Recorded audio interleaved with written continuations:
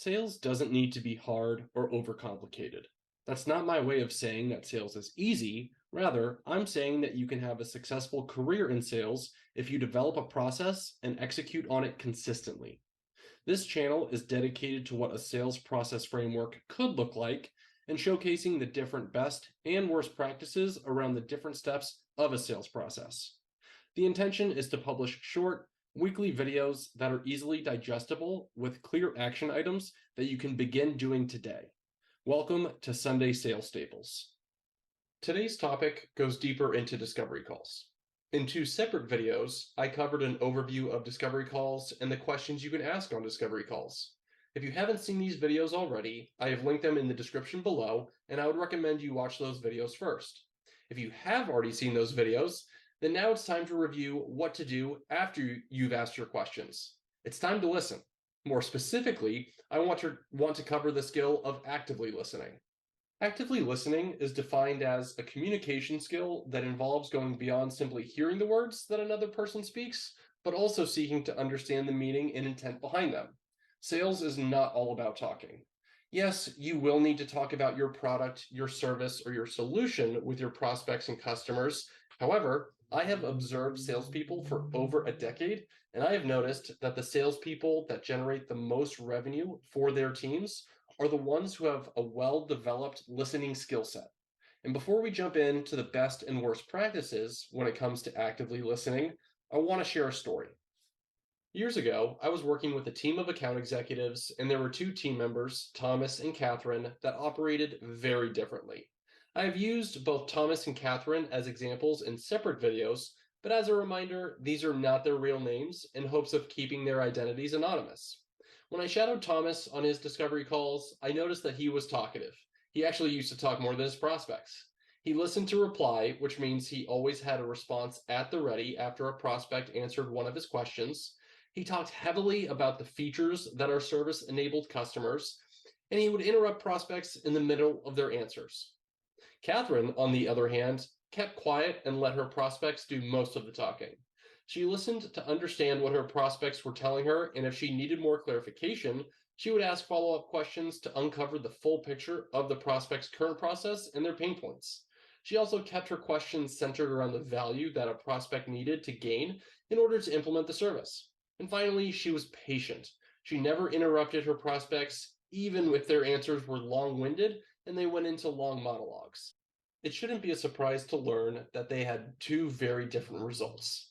Thomas generated less pipeline than his counterparts, which led to a miss in his revenue quota, and his career was at a standstill. Catherine, on the other hand, had a healthy pipeline of opportunities, exceeded her quota each month, and was eventually promoted to our strategic team. Of course, there was a lot more nuance to their selling process. However, by starting off on the right foot, Catherine was able to set herself up as a credible and trusted advisor with her prospects. The majority of my best practices actually came from studying the way she did things when she was conducting her discovery calls. Now let's spend a few minutes reviewing these best practices so that we can set you up for success just like Catherine. The first best practice is to ask well-crafted questions. By preparing a list of questions and making it clear as to why you are asking, your prospects are more likely to give you insightful, deep answers that will be useful when it's time to present the proposal. Now, sometimes it doesn't matter how well crafted your questions may be, your prospects might be stumped with their answer, or they may remain silent at first. This brings us to our second best practice, which is silence. Silence can be awkward, no doubt. However, you need to learn how to get comfortable with this silence.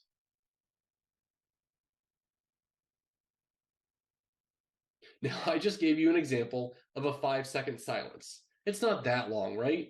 It may feel like an eternity while you're on the phone, but too many sales professionals make the mistake of trying to fill in this silence with an unpolished monologue. This is a huge no-no. Embrace the silence. Let your prospect fill that air. Now, of course, if it goes on for too long, you can step in by rephrasing the question, or you can tell them that you can always circle back to the question later on. The next best practice is to show the prospect that you are listening. If you're in person or on a virtual call, a few head nods should be able to do the trick. If you are doing the discovery call over the phone, sprinkle in a few phrases like, "Yep, That sounds about right, or to let them know that they are heard. Part of showing them that you are listening is by making eye contact.